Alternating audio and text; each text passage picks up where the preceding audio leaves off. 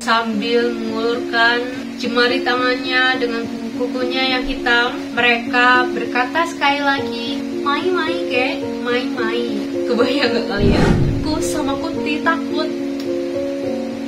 Assalamualaikum.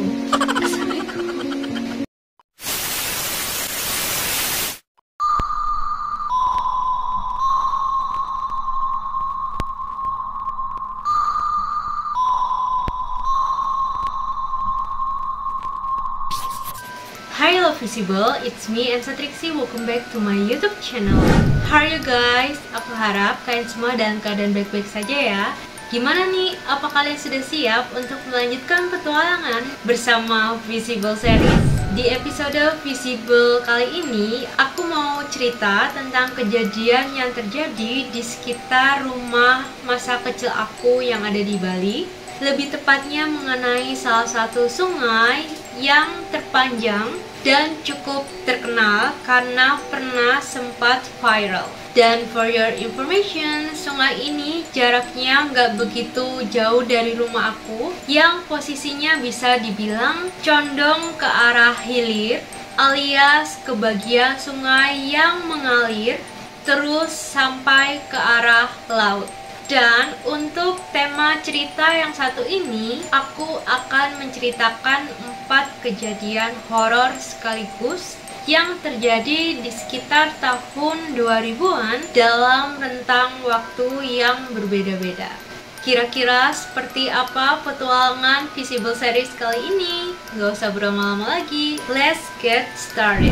Pertama-tama, agar kalian lebih mudah mengerti, aku bakal jelasin terlebih dahulu mengenai kondisi tempat kejadian. Jadi di sekitaran perumahan tempat tinggal aku ada 2 jalan yang bisa dilalui, dan aku menamainya sebagai 1 jalan perumahan dan 2 jalan atas sungai. Jadi mau lewat jalan yang pertama atau lewat jalan kedua, semuanya itu bisa dilalui sampai ke rumah aku. Nah, seperti nama jalannya, jalan perumahan adalah jalan yang sangat ramai, berada di tengah-tengah rumah penduduk, dan tembusannya itu mengarah ke tempat-tempat yang familiar di Bali. Meski memang terkadang ada beberapa sawah yang harus tetap kita lalui, tapi jangan heran ya, namanya juga di Bali. Sementara jalan atas sungai adalah jalan yang terletak di atas pinggir sungai yang sekitar 80% kondisinya masih sangat amat sepi dan gelap pada masa itu. Bagian kanan kiri jalannya masih sangat rimbun dengan tanaman liar dan juga semak belukar. Ada juga lahan milik warga yang ditanamin kayak singkong, pisang, dan lain sebagainya. Ada juga lahan yang biasa digunakan binatang peliharaan warga seperti sapi, kuda, kerbau untuk merumput. Belum lagi kondisi di bagian seberang sungai yang sebagian besar adalah hamparan perkebunan tebu. Yang intinya adalah di jalan atas sungai ini masih sangat jarang ada rumah penduduk, dan perlu kalian ketahui bahwa lampu penerangan pada saat itu jaraknya itu masih cukup berjauhan dan warnanya itu masih orange gimana gitu. If you know, you know. So, kalau sudah malam, kalian bisa membayangkan seperti apa gelap dan sepinya. Tapi ketika langit masih terang, pemandangan yang disuguhi di tempat ini sangat cantik dan alami. Maka dari itu pernah viral. Pemandangannya serba hijau, udara juga masih segar, ada tanaman kangkung, encing gondok, and sometimes ada juga tanaman-tanaman teratai yang tumbuh liar di pinggir sungai. Ikan, kerang, belut, udang, dan kepiting juga termasuk masih berlimpah. Kalau airnya lagi surut, kalian juga bisa melihat bebatuan yang sangat cantik. Jujur, aku punya cukup banyak memori dengan keluargaku di sekitaran sungai ini. Dan seperti yang sudah aku tulis di buku Visible, bahwa setiap weekend itu aku dan keluargaku itu biasanya punya kebiasaan rutin, yaitu jalan-jalan mengeksplor Bali, yang kebanyakan adalah mantai alias pergi ke pantai. Tapi minimal kalau misalnya kita nggak pergi kemana-mana, kita biasanya bakal olahraga menelusuri lokasi sungai ini sambil jalan-jalan sama anjing dan burung kita, entah jalan kaki, sepedaan, naik sepeda motor, main skuter, atau sepatu roda. Karena meski tempat ini terdengar begitu masih alami, tapi bagian jalan atas sungai ini sudah diaspal. Dan ya, kalian gak salah dengar, aku memang menyebutkan kata burung. Si Freddy, burung nuri keluargaku, biasanya bakal bertengger bebas di stang sepeda motor atau sepeda, bahkan terkadang di atas punggung anjing kita. Kalaupun dia terbang, biasanya dia bakal balik lagi. Nah, karena kalian sudah tahu, sudah mendapatkan gambaran mengenai tempat ini, sekarang kita bakal masuk ke kejadian horor yang pertama. Suatu malam ketika aku melewati jalan atas sungai ini, ada satu titik di saat kali pertama itu aku kaget banget ketika tiba-tiba melihat ada banyak rombongan orang yang sedang mengantri di pinggir jalan. Waktu itu aku pikir mungkin lagi ada suatu acara kayak entah pasar malam dadakan atau nikahan. Penampilan rombongan orang-orang ini sebenarnya kelihatan kayak warga biasa aja sih. Mereka pakai pakaian yang normal dan gak ada sesuatu yang aneh. Tapi waktu aku menyadari bagian pinggang ke bawah mereka itu kelihatan setengah transparan, jadi saat itu aku pun langsung sadar bahwa mereka bukanlah manusia. Dan bagian jalan atas sungai ini kan posisinya kayak gini ya. Ini bagian jalan atas sungai, ini sungai. Di bagian sini tuh kan aslinya melandai, kalian tahu kan? Tapi yang aku lihat pada saat itu, orang-orang itu mengantri di pinggir jalan ini, terus masuk ke dalam gang yang posisinya itu begini. Jadi di atas bagian yang melandai itu, aku nggak tahu gang itu bisa muncul entah dari mana. Yang jelas posisinya itu benar-benar sejajar dengan bagian jalan atas sungai, seakan-akan itu tembus gitu loh, entah menuju kemana.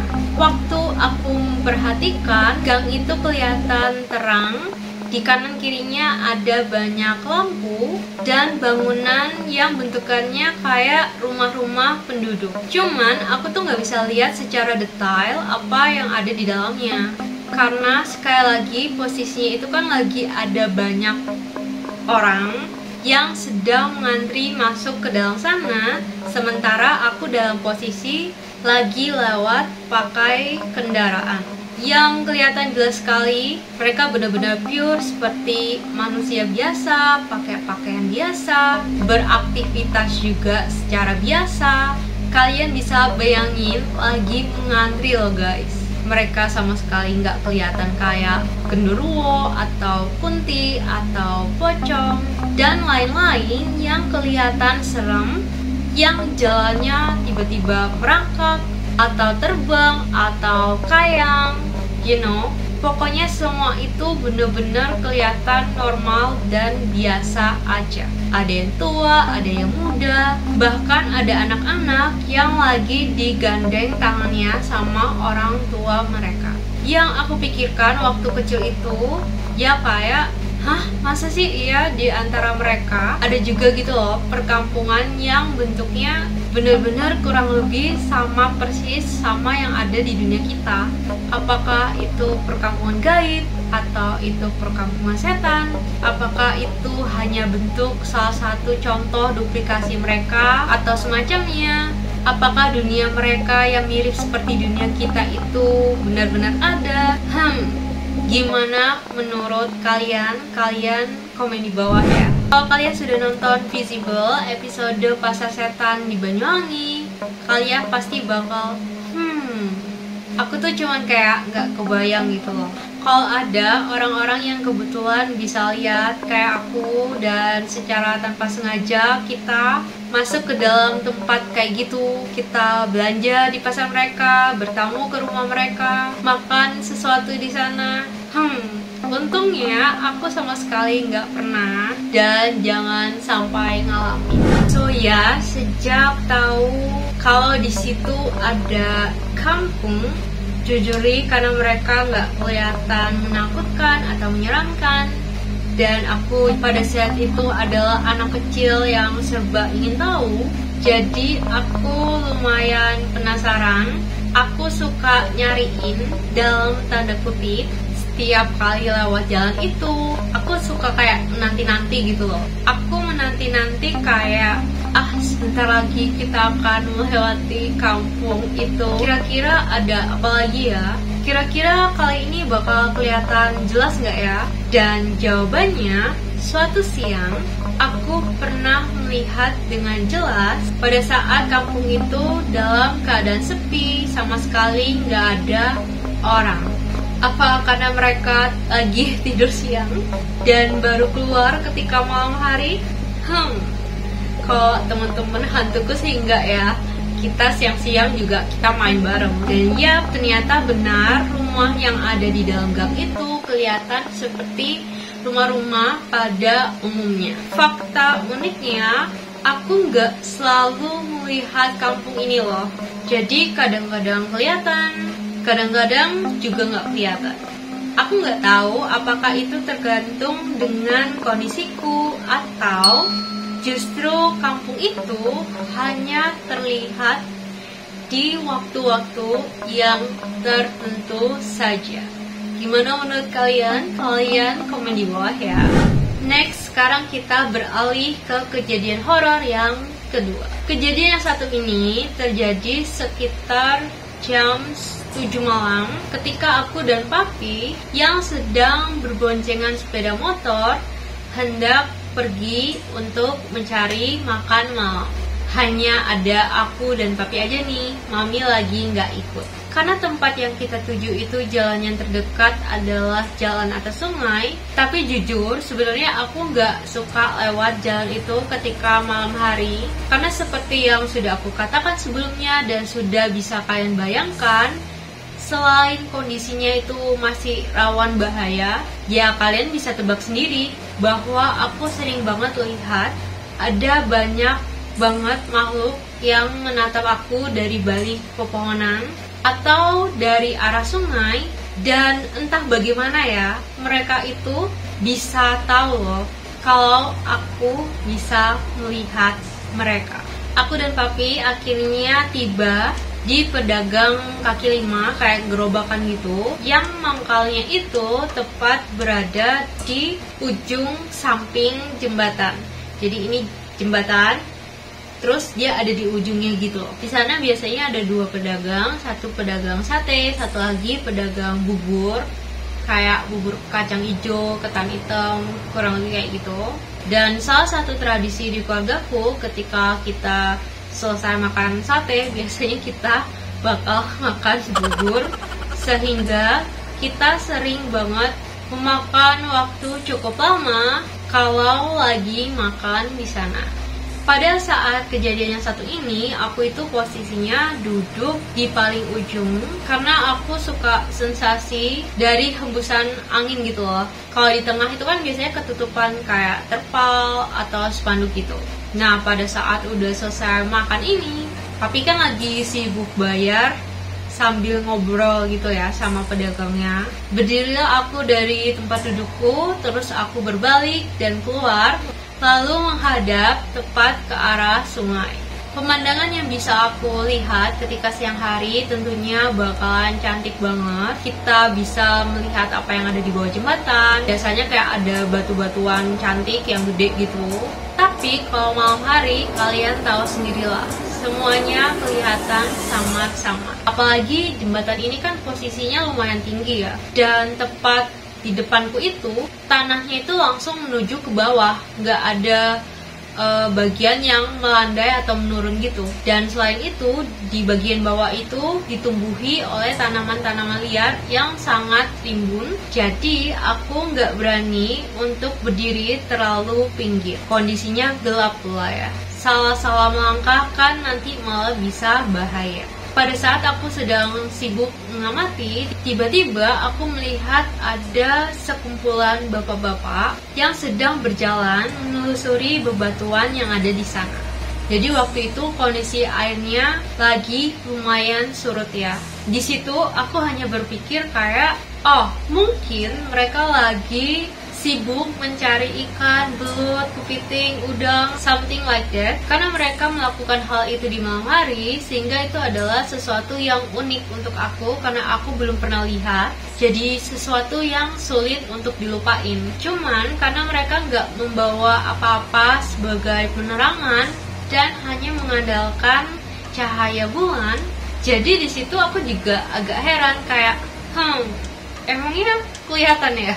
Sementara aku dalam posisi celingak-celinguk gitu, ngelihat ke bawah memperhatikan mereka, tiba-tiba dari sisi depan kananku ada beberapa suara perempuan yang berkata dalam bahasa Bali, mai ge, mai, yang artinya adalah sini cantik, sini. Karena aku terkejut dong, ada suara yang berasal dari tempat yang gelap dan aku nggak ngerasa tadinya ada orang. Otomatis dong aku langsung melihat ke arah datangnya sumber suara, dan tepat pada saat itulah aku melihat ada sekumpulan kuntilanak yang melihat ke arah aku dengan senyum yang menyeringai sambil mengulurkan jemari tangannya dengan kukunya yang hitam. Mereka berkata sekali lagi, mai kek, mai. Kebayang gak kalian? Dan tujuan mereka manggil ini jelas ya, mereka pengen aku jatuh ke bawah. Bentuk mereka secara umum ya sama aja seperti kuntilanak pada umumnya, cuman vibes-nya itu loh yang pada saat itu sangat-sangat mendukung. Udah gelap, sepi, udara malam juga dingin, ngelihat yang bentukannya kayak gitu lagi, jadi berasa banget lah merindingnya. Dan karena aku sudah tahu pasti itu bukan orang, reaksiku setelahnya adalah mengabaikan mereka.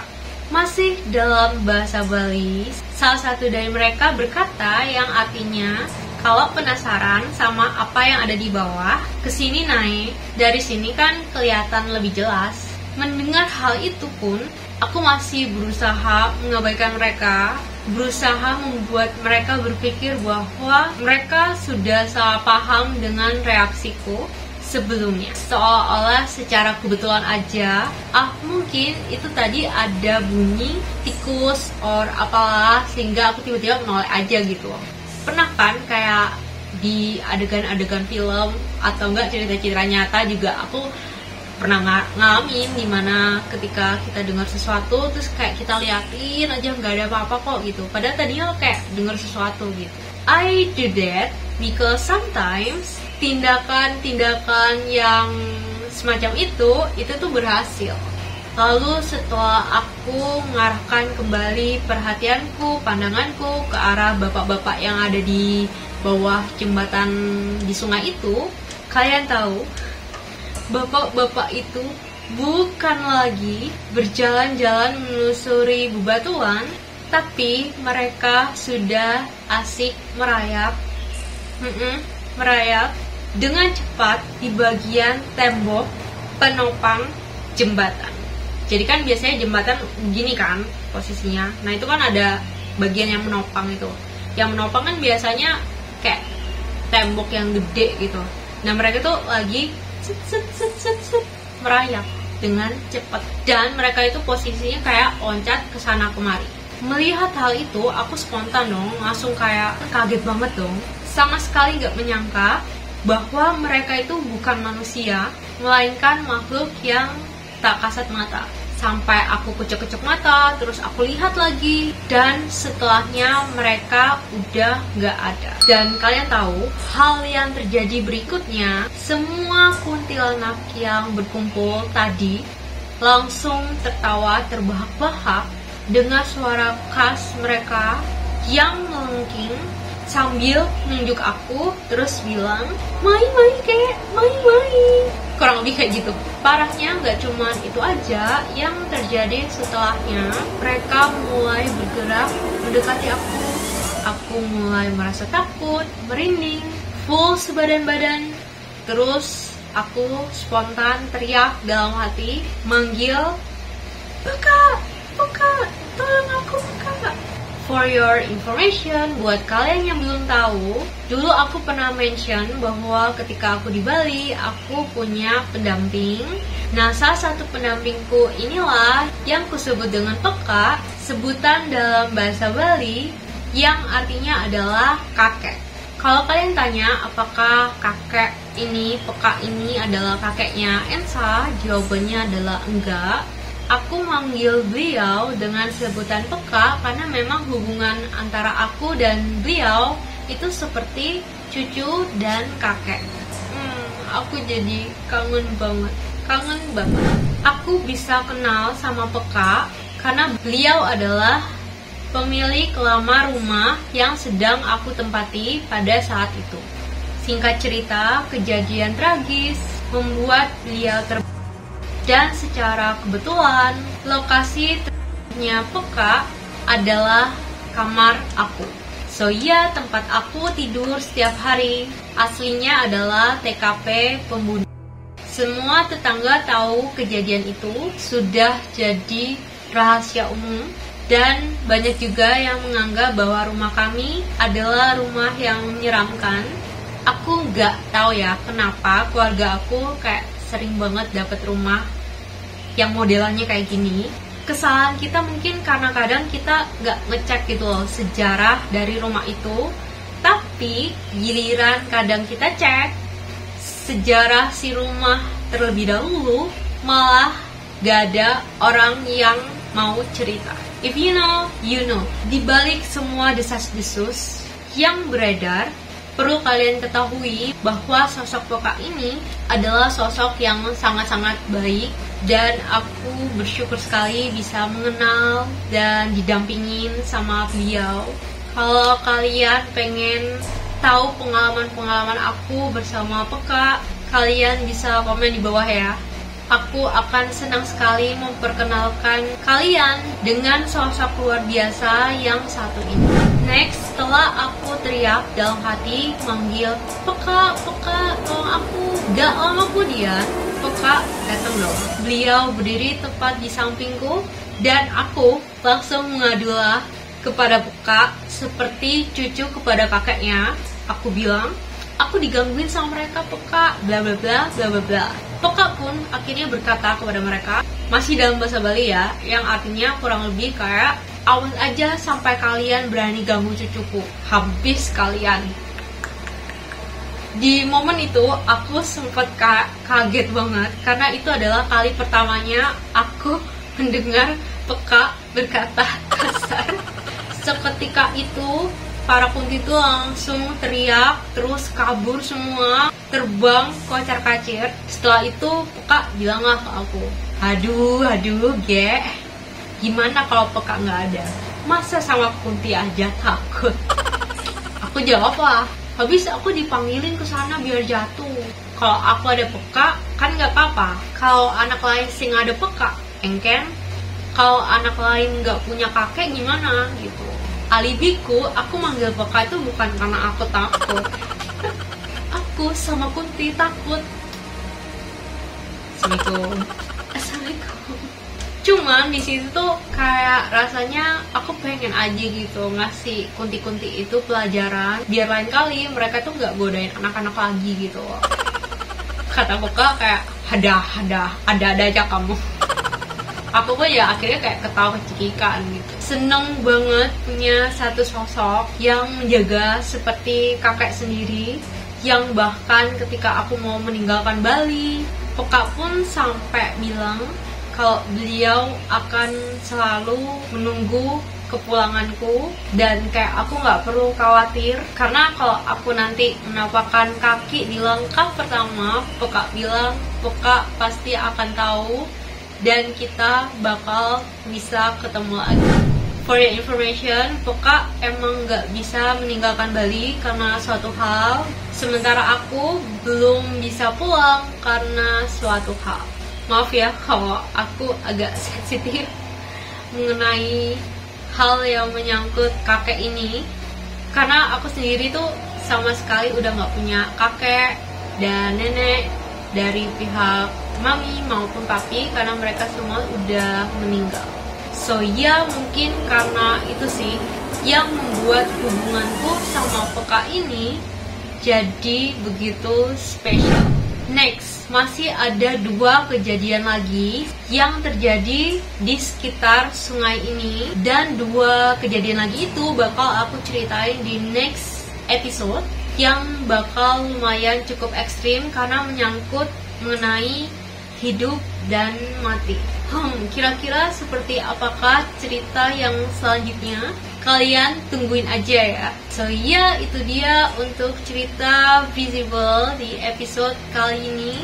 Walaupun pembahasannya agak sedikit menyimpang perihal Peka, tapi aku yakin kalian pasti penasaran juga kan sama sosok yang satu ini. Jangan lupa juga untuk nonton video-video aku yang lain karena aku bakal ngajakin kalian jalan-jalan lagi, intip keseharian aku. Nyalakan bel notifikasi, klik subscribe, like, dan komen untuk support terus channel aku. So yeah, I love you guys. Thank you so much for watching and I'll see you in the next video. Bye.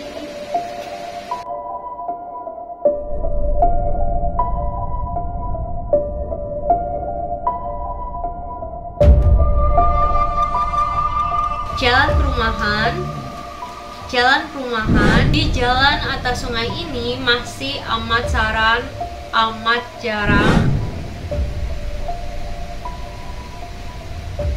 Ini nyala gak sih aku?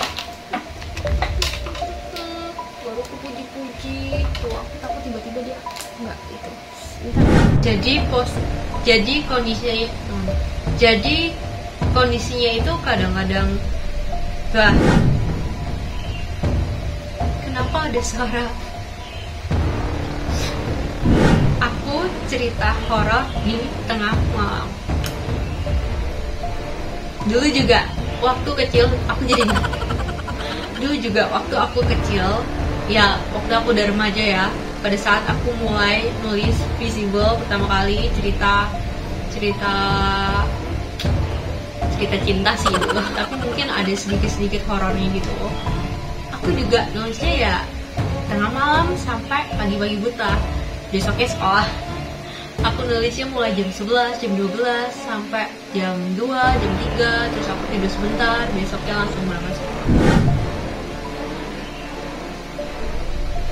Kakiku kram. Ada aja. Aku bisa kenal sama Peka ini karena Peka ini adalah pemilik Aku mau sini. Sini, mau sama Cici. Bentar ya guys, ada sponsor. Cocok. Baru pangunci. Sini. Halo. Bang kocak-kacir. Ini horor. Kenapa kamu kayaknya tuh aku harus ngebawain satu segmen yang kayak ceria, happy gitu ya, jadi sinkron gitu. Jujur aku udah mulai ngantuk banget karena aku mulai syuting tuh sekitar jam 12 malam dan sekarang udah jam 4:07. Lanjut lagi.